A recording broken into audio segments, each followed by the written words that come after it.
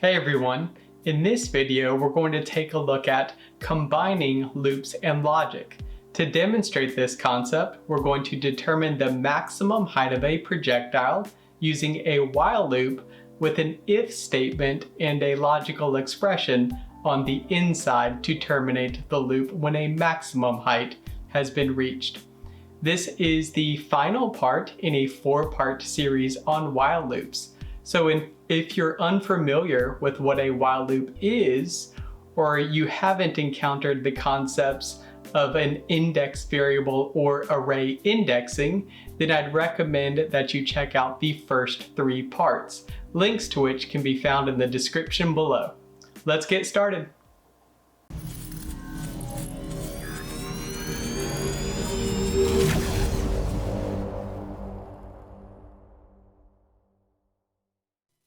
In this video, we're going to write a script file to determine the maximum height of a projectile launched at an initial velocity of 100 feet per second and an angle of 35 degrees using a while loop.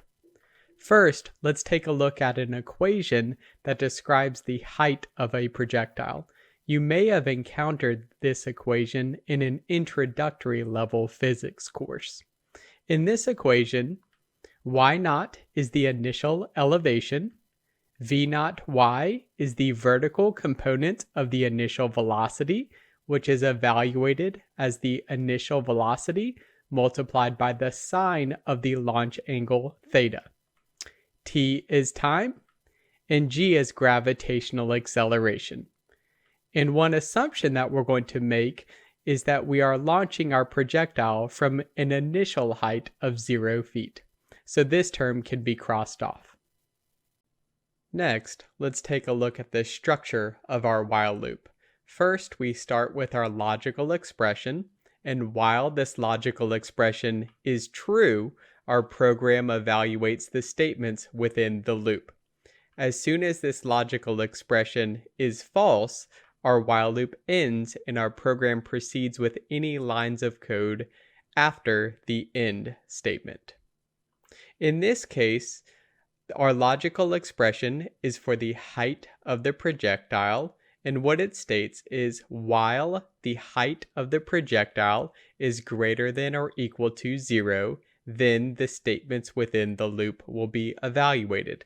The reason that we're using this logical expression is because we know the projectile is in motion while the height is greater than or equal to 0, and when this is not true, the object has hit the ground.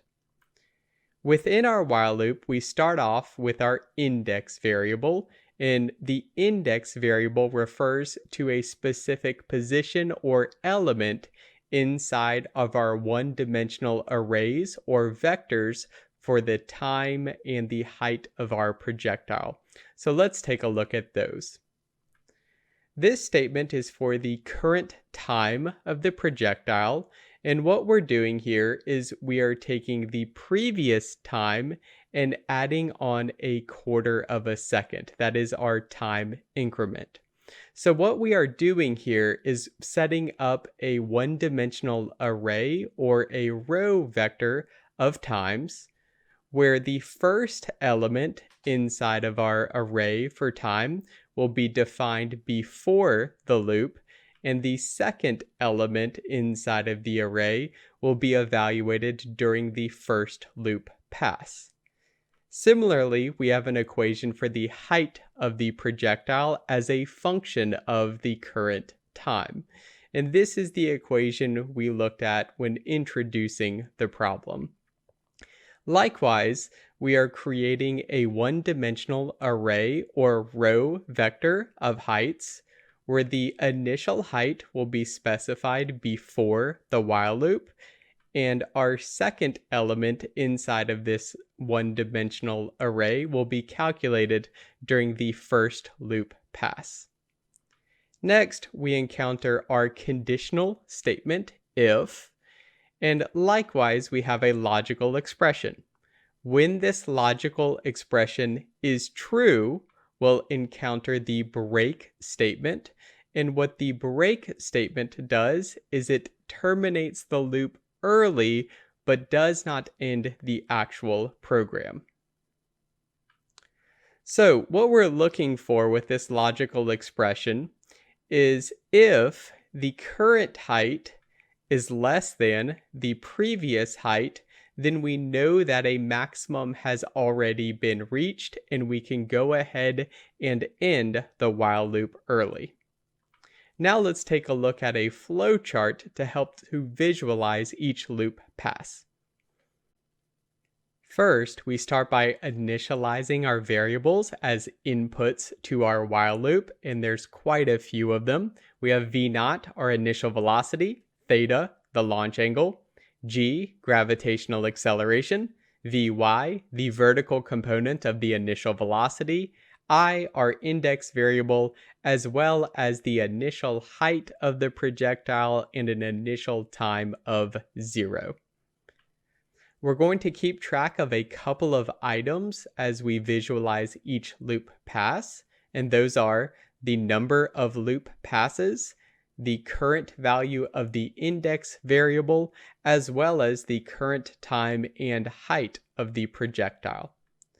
We're also going to take a look at a plot of the height of the projectile as a function of time and how it varies during each loop pass. We start with an initial height of 0 feet. First, we encounter our logical expression for our while loop, which states while the current height of the projectile is greater than or equal to 0, then we know our projectile is in flight and we evaluate the statements within the loop. Now, our current height is 0, which is greater than or equal to 0. Our logical expression is true and we begin our first loop pass. The first statement that we encounter is for our index variable, and we increment our index variable by a value of 1. Now, the purpose in doing this is that the index variable is showing us in which element or position should we store our next time and height. Now, we already have an initial time of 0 and an initial height of 0. What that means is the first element inside of our one-dimensional arrays or row vectors for time and height are already occupied. So we need to calculate our next time and our next height. So that's what we'll do. So the second element inside of our row vector for time is assigned the value of our previous element, which had a value of 0, plus our time increment of 0.25 seconds. So our second element inside of our one-dimensional array for time now has a value of 0.25 seconds. Similarly, we're going to calculate the second element inside of our one-dimensional array or row vector for the height of our projectile. And this equation is using the current value of our time. So our second element in our one-dimensional array or row vector for height has a value of 13.33 feet during this first loop pass. Next, we encounter our conditional statement, if, and the logical expression, which states that if the current height is less than the previous height, then we would encounter the break statement and our while loop would terminate early. If this logical expression is not true, we will perform another loop pass. Now, in this case, our second element in our one-dimensional array for height does not have a value that is less than the previous element, and what that means physically is a maximum has not yet been reached. This logical expression is false, and we arrive back at the logical expression for our while loop. Now we're going to complete quite a few loop passes here, so I'm going to go through them rather quickly, but feel free to pause or slow down the video if you would like. So we have our second, third, fourth, fifth, sixth, seventh, and eighth and final loop pass. Now when we get to our eighth, which ends up being our final loop pass, when we get to our logical expression inside of our conditional statement if, we find that this time the current height of the projectile is less than the previous height. This logical expression is now true, and what that means is we encounter the break statement and our while loop terminates early. Now let's jump over to Matlab to fully solve this problem. Now that we're in Matlab, the first thing you may notice is I've gone ahead and pre-filled out some of our program just to save time. What we have here is the initialization of each of our variables that we'll use inside of the while loop. To let y'all see this a little bit better, I'm going to go ahead and maximize the editor. And feel free to pause the video to enter these inputs inside of your program. So again, just to recap, on line 1, we have the initial velocity of 100 feet per second. On line 2, we have our launch angle of 35 degrees. On line 3, we have gravitational acceleration. On line 4, we've evaluated the vertical component of the initial velocity as the initial velocity multiplied by the sine of the launch angle. And notice here I'm doing sine d, and that is because our launch angle is provided in degrees and not radians. On line 5, we have the value of our index variable, which starts at 1, so that way we can store an initial elevation and an initial time. So our initial elevation is 0 feet, and our initial time is 0 seconds. So these are the inputs we need before we start our while loop. And again, feel free to pause the video at this point if you would like to follow along. All right, so now we're ready to begin our while loop. So we start off with while and then our logical expression. While our current height is greater than or equal to 0, then we know our projectile is in motion. It has not hit the ground yet. I'm going to click enter and MATLAB will auto indent here. And we start by incrementing the value of our index variable by 1.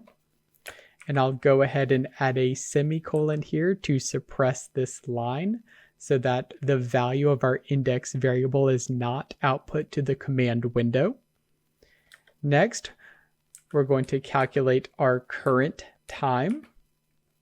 And our current time is assigned the value of our previous time, which is why I'm using I-1 here. So again, you have to remember that our index variable is referring to a specific location inside of our array for our elevation and for our time. So what this really means here is I at this point has a value of 2 because 1 plus 1 is equal to 2. So what this means is the second element inside of our array for time is assigned the value of the first element inside of the array for time plus our time increment, and we're using 1/4 of a second in this case. Next, we're ready to calculate our current elevation. And so what we're doing here is we're taking our governing equation for the height of a projectile and we're calculating the height based on the current value of the time. So we take the vertical component of our initial velocity, we multiply it by the current value of time, and we're subtracting off gravity multiplied by the current value of our time squared, and we divide by 2, and I'm also going to add a semicolon at the end of this line. Next, we're going to implement our break function, which is going to be used to end the while loop early. So we start with if, that is a conditional statement. If the current height is less than the previous height, what that means is that we've reached a maximum, and we can go ahead and end the while loop early. And we do that using the break command. And this can be a little bit confusing, and in fact, there are other ways we could solve this problem to not have to use the break command, but here's what's going on. In general, our while loop is going to continue to evaluate the statements as long as this condition is true. In other words, while the projectile is in motion, the statements will be evaluated. But we know we're going to reach a maximum before the projectile hits the ground. In other words, we're going to reach a maximum height before this statement is false. And that's why we're using the break command here. So again, what this allows us to do is to go ahead and end the while loop early when this logical expression is true. So that ends our conditional statement. And we also need to add another end statement here for our while loop. Now we're ready to calculate the maximum height of the projectile, and that ends up being fairly simple to do in that we can just use the max function that's built into Matlab. So we'll have a new variable, let's call it ymax, and we use our max function to pull the largest value from the array of our heights. So now we're ready to run our program, and we'll give this program a name. I'm going to use while underscore loop 4, and when I click enter, the program is going to save and run. And what I'm going to have to do is to restore the editor here so we can see the command window. So I'm going to go ahead and restore the editor. This gets back to our default configuration, and we can see the maximum height inside of the array has a value of roughly 51 feet. Now, you may also want to generate a plot just to confirm this, and that's fine. So we can do that very, very quickly. I'm going to maximize the editor again. And now we're going to quickly create a plot of the height of the projectile as a function of time. So we use the plot function. We start with our independent variable, which is time, and then our dependent variable, which is the height. This will be a fairly simple plot. We're not going to do any complex formatting here. We'll go ahead and add a label to the x-axis, which is showing the time in seconds, a label to the y-axis, which is showing the height of the projectile in feet. And let's go ahead and add on a plot title, which is the projectile height as a function of time. And if I go ahead and save and run this program again, we will get a plot in a new figure, which shows the trajectory of the projectile as a function of time. All right, and that is it. So I hope this video provided you with a good introduction to using conditional statements inside of a while loop. Thanks for watching. You can find me at David Calamus on Twitter, Instagram, and LinkedIn. If you liked this video and would like to see more, subscribe below.